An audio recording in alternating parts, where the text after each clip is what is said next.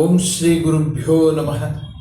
ವಸುದೇವಸುತಂ ದೇವಂ ಕಂಸಚಾಣೂರಮರ್ದನಂ ದೇವಕೀ ಪರಮಾನಂದಂ ಕೃಷ್ಣಂ ವಂದೇ ಜಗದ್ಗುರು. ಪರಾತ್ಪರ ಯೂಟ್ಯೂಬ್ ಚಾನಲ್ನ ಎಲ್ಲ ವೀಕ್ಷಕರಿಗೆ ಸ್ವಾಗತ.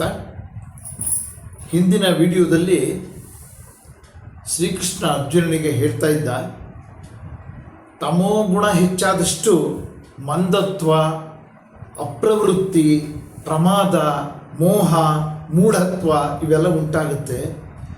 ಮತ್ತು ಸತ್ವಗುಣ ಅಭಿವೃದ್ಧಿ ಆದಾಗ ಅವನು ಏನಾದರೂ ಕಾಲವಾದರೆ ಮುಂದೆ ಅವನು ಪವಿತ್ರವಾದಂಥ ಲೋಕವನ್ನೇ ಪಡಿತಾನೆ ಅಂತ ಹೇಳ್ತಾ ಇದ್ದಾನೆ. ಈ ತ್ರಿಗುಣಗಳ ಬಗ್ಗೆ ಬಹಳ ವಿಶದವಾದ ವಿವರಣೆಯನ್ನು ಕೊಡ್ತಾ ಇದ್ದಾನೆ ಭಗವಂತ. ತ್ರಿಗುಣಗಳು ಹೇಗೆ ಮನುಷ್ಯನನ್ನು ಪಕ್ವಗೊಳಿಸ್ತವೆ, ಹೇಗೆ ಅಪಕ್ವಗೊಳಿಸ್ತವೆ ಅನ್ನುವಂಥ ಮಾಹಿತಿಯನ್ನು ಅನೇಕ ಶ್ಲೋಕಗಳಲ್ಲಿ ವರ್ಣಿಸ್ತಾ ಇದ್ದಾನೆ. ಮತ್ತೆ ಮುಂದುವರೆದು 15 ಮತ್ತು 16ನೇ ಶ್ಲೋಕಗಳಲ್ಲಿ ಏನನ್ನು ಹೇಳ್ತಾನೆ ಭಗವಂತ ಅಂತ ನೋಡೋಣ. ರಜಸಿ ಪ್ರಲಯಂ ಗತ್ವಾ ಕರ್ಮ ಸಂಗಿಷು ಜಾಯತೆ ತಥಾ ಪ್ರಲೀನಸ್ತಮಸಿ ಮೂಢಯೋನಿಷು ಜಾಯತೆ ಅಂತ ಹೇಳ್ತಾ ಇದ್ದಾನೆ. ಅಂದರೆ ಈ ರಜೋಗುಣ ಅಂತಕ್ಕಂಥದ್ದು ವೃದ್ಧಿಯಾದಾಗ ಅವನೇನಾದರೂ ಮರಣ ಹೊಂದಿದರೆ ಅವನು ಕರ್ಮಾಸಕ್ತರ ವಂಶದಲ್ಲೇ ಹುಟ್ಟುವನು. ಹೆಚ್ಚು ಹೆಚ್ಚು ಕರ್ಮಗಳನ್ನು ಮಾಡೋದು, ಕೆಲಸ ಕಾರ್ಯಗಳಲ್ಲಿ ತೊಡಗೋದು, ಹಣದ ಗಳಿಕೆಯಲ್ಲಿ ತೊಡಗೋದು, ಕೀರ್ತಿಯ ಗಳಿಕೆಯಲ್ಲಿ ತೊಡಗೋದು, ಇಂಥವರ ವಂಶದಲ್ಲೇ ಹುಟ್ಟುತ್ತಾನೆ. ತಮೋಗುಣ ಅಧಿಕವಾದಾಗ ಅವನು ಸತ್ತರೆ ಅವನು ಮೂಢ ಜನರಲ್ಲೇ ಹುಟ್ಟುತ್ತಾನೆ ಅಂತ ಭಗವಂತ ಹೇಳ್ತಾ ಇದ್ದಾನೆ. ನೋಡಿ, ಎಂಥ ಒಂದು ರಹಸ್ಯಮಯವಾದ ವಿಚಾರ. ರಜೋಗುಣ ವೃದ್ಧಿಯಾದಾಗ ಅದೇ ರೀತಿಯ ಮನೆಯಲ್ಲೇ ಹುಟ್ಟುತ್ತಾನೆ.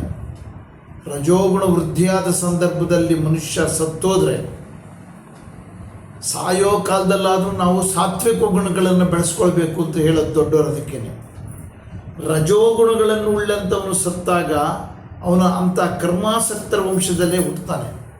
ಅಂದರೆ ಅನೇಕ ಕರ್ಮಗಳ ಮೂಲಕ ಹಣ ಸಂಪಾದನೆ, ಕೀರ್ತಿ ಸಂಪಾದನೆ ಇವುಗಳಲ್ಲಿ ತೊಡಗುವಂಥದ್ದು. ಅವನಿಗೆ ಅಂಥ ವಾತಾವರಣನೇ ಬೇಕು, ಅದನ್ನೇ ಹುಡುಕೊಂಡು ಹೋಗ್ತಾನೆ. ತಮೋಗುಣ ಅಧಿಕವಾದಾಗ ಸತ್ತರೆ ಮೂಢ ಜನರ ಗುಂಪಿನಲ್ಲೇ ಅವನು ಹುಟ್ಟುತ್ತಾನೆ, ಅಂಥ ವಂಶದಲ್ಲೇ ಹುಟ್ಟುತ್ತಾನೆ ಅಂತ ಹೇಳ್ತಾ ಇದ್ದಾನೆ. ನಾವು ಅನೇಕ ಸಲ ಸಮಾಜದಲ್ಲಿ ಅನೇಕ ಸಲ ನೋಡ್ತೀವಿ, ಯಾವುದೋ ಪೂರ್ವ ಜನ್ಮದ ಪ್ರಾರಬ್ಧ ಕರ್ಮದಿಂದ ಈ ರೀತಿಯ ಜನ್ಮ ಬಂದಿದೆ, ಅವನಿಗೆ ಇಂಥ ಕಡೆ ಹುಟ್ಟಿದ್ದಾನೆ ಅಂಥೇಳಿ. ಕೆಲವು ಮೂಢ ಜನರ ಮನೆಯಲ್ಲಿ ಒಬ್ಬ ಅತ್ಯಂತ ಮೇಧಾವಿ ಆದಂಥ ಮಗ ಹುಟ್ಟಿದ್ದಾನೆ. ಯಾಕೆಂದರೆ ಅವನು ಹಿಂದಿನ ಜನ್ಮದಲ್ಲಿ ಮರಣಿಸುವಾಗ ಅವನಲ್ಲಿ ಸತ್ವಗುಣ ಅಧಿಕವಾಗಿರುತ್ತೆ. ಅಂಥವನು ಮೂಢ ಜನರ ಮನೆಯಲ್ಲಿ ಹುಟ್ಟಿದರೂ ಕೂಡ ಅವನು ಬುದ್ಧಿವಂತನಾಗಿರ್ತಾನೆ, ಮೇಧಾವಿಯಾಗಿರ್ತಾನೆ. ಅವನು ಸತ್ವಗುಣ ಇರುವಂಥ ಗುಂಪಿನಲ್ಲೇ ಹುಟ್ಟಬೇಕು.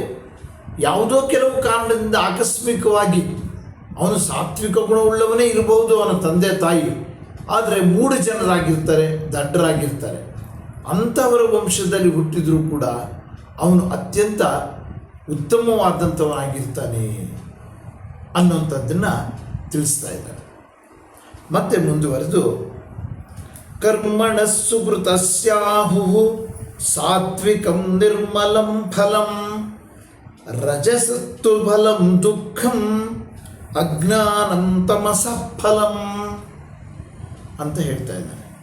ಅಂದರೆ ಸಾತ್ವಿಕವಾದಂಥ ಕರ್ಮಕ್ಕೆ ನಿರ್ಮಲವಾದಂತಹ ಫಲ ಸಿಗುತ್ತೆ, ರಾಜಸಿಕ ಕರ್ಮಕ್ಕೆ ದುಃಖದ ಫಲ ಸಿಗುತ್ತೆ, ತಾಮಸಿಕ ಕರ್ಮಕ್ಕೆ ಅಜ್ಞಾನದ ಫಲ ಸಿಗುತ್ತೆ ಅಂತ ಹೇಳ್ತಾ ಇದ್ದಾನೆ ಭಗವಂತ. ಟೋಟಲ್ ಆಗಿ ಈ ತ್ರಿಗುಣಗಳ ಒಂದು ಒಟ್ಟಾರೆ ಸಾರಾಂಶವನ್ನು ಹೀಗೆ ಹೇಳ್ತಾ ಇದ್ದಾನೆ.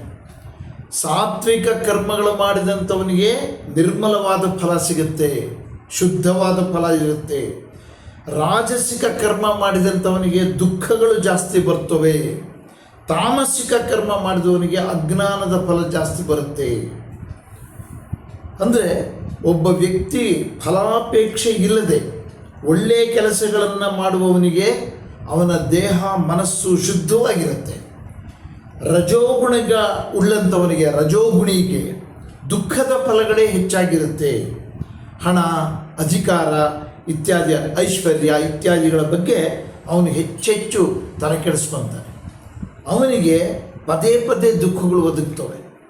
ಅನೇಕ ರೀತಿಯಲ್ಲಿ ಅವನು ಸಂಪಾದನೆ ಮಾಡಿ ವಿಪರೀತ ಹಣ ಸಂಪಾದನೆ, ಐಶ್ವರ್ಯ ಸಂಪಾದನೆ, ಆಸ್ತಿಪಾಸ್ತಿಗಳು ಸಂಪಾದನೆ ಮಾಡಿದವನಿಗೆ ಅವನು ಎಲ್ಲಿ ಏನಾಗ್ಬಿಡ್ತವೋ ಅವನ್ನ ಕಾಪಾಡೋದು ಹೇಗೆ ಅನ್ನುವಂಥ ಚಿಂತೆಯಿಂದ ಅವನ ಮನಸ್ಸು ಮತ್ತು ದೇಹ ಎರಡೂ ಕೂಡ ಜರ್ಜರಿತವಾಗುತ್ತೆ.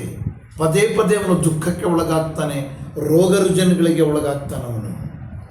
ಅದೇ ಒಬ್ಬ ತಾಮಸಿ ಅಜ್ಞಾನಿಯಾಗಿರ್ತಾನೆ, ಅಜ್ಞಾನದಿಂದ ಅವನು ಕಷ್ಟಗಳನ್ನು ಮೈ ಮೇಲೆ ಎಳ್ಕೊತಾನೆ, ಹಾಗೇ ನರಳಾರ್ಥ ಕೊನೆ ಆಗ್ತಾನೆ ಅನ್ನುವಂಥ ಮಾಹಿತಿಯನ್ನು ಭಗವಂತ ಅರ್ಜುನನಿಗೆ ಬೋಧಿಸಿದ ಅಂತ ಹೇಳ್ತಾ ಇವತ್ತಿನ ವಿಡಿಯೋವನ್ನು ಮುಕ್ತಾಯ ಮಾಡ್ತೀನಿ. ನಮಸ್ಕಾರ.